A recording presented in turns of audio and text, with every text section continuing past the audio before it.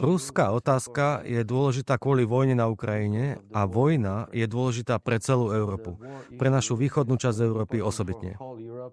Aký je váš pohľad na vojnu na Ukrajine? Čo sú jej príčiny? A ako by sa táto vojna mala podľa vás skončiť? Vojna na Ukrajine nie je o Ukrajine. Ide v nej o budúcnosť Európy. To je môj prvý bod.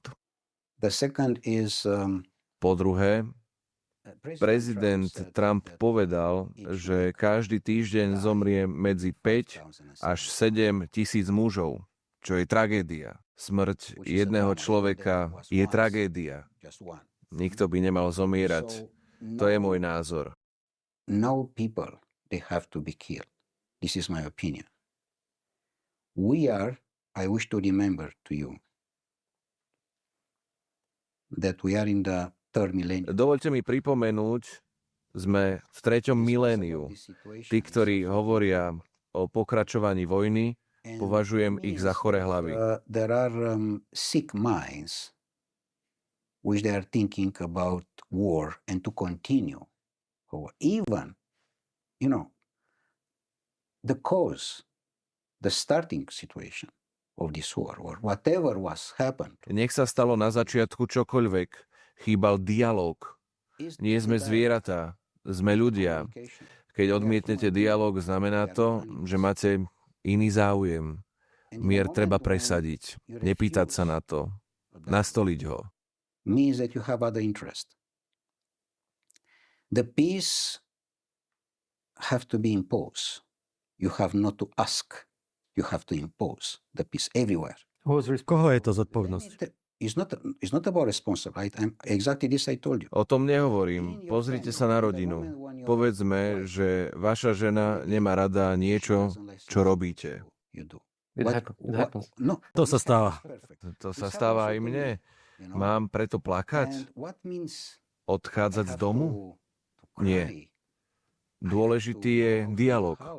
Možno má pravdu. Musíme to vyriešiť. And I can live from my side. And I can ask, in order to understand the situation, maybe she has right. Ale medzi manželmi je láska. A to medzi Rusmi a Ukrajincami nie je.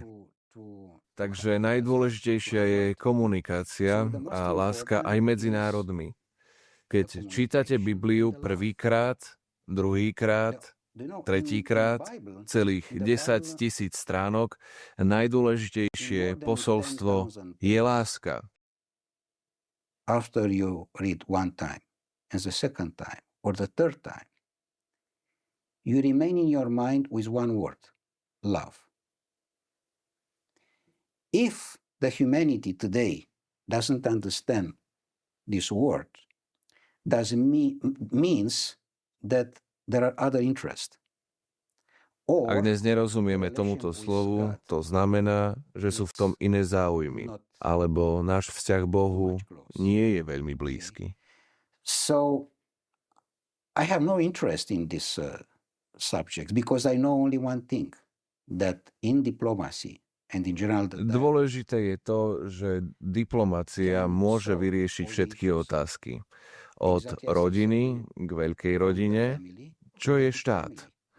A potom k iným rodinám, čo sú iné štáty. A som si absolútne istý, že aj ľudia iných štátov chcú žiť v mieri. Each people from this country, they want to live in peace.